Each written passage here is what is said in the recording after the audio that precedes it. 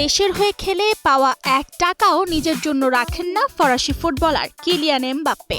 সবই দান করে দিয়েছেন অসহায় মানুষদের জন্য।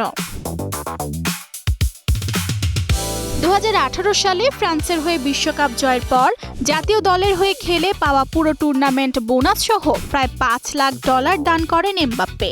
অর্থটি তিনি তুলে দেন হাসপাতালে চিকিৎসাধীন শিশু ও প্রতিবন্ধী শিশুদের সহায়তাকারী প্রতিষ্ঠান প্রিমিয়ার্স দে কর্দের কাছে। তার বিশ্বাস, দেশের জার্সি গায়ে খেলাটা অর্থ উপার্জনের নয়, বরং এটি গর্ব ও দায়িত্বের বিষয়। ESPN এর প্রতিবেদন অনুযায়ী ২০১৮ সালের পর থেকে ফ্রান্স জাতীয় দলের হয়ে খেলে কোনো ম্যাচ ফি বা বোনাস নিজের কাছে রাখেননি এমবাপ্পে। জাতীয় দলের হয়ে পাওয়া প্রতিটি ইউরোই চলে গেছে বিভিন্ন দাতব্য প্রতিষ্ঠানে।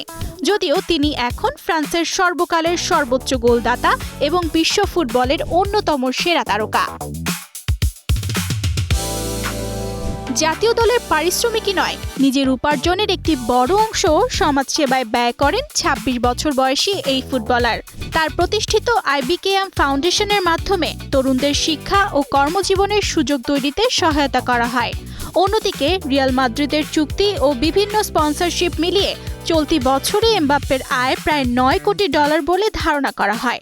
কোটি কোটি টাকার মালিক হয়েও দেশের হয়ে পাওয়া সম্মানকে অর্থের চেয়ে বড় মনে করেন কিলিয়ান এমবাপ্পে।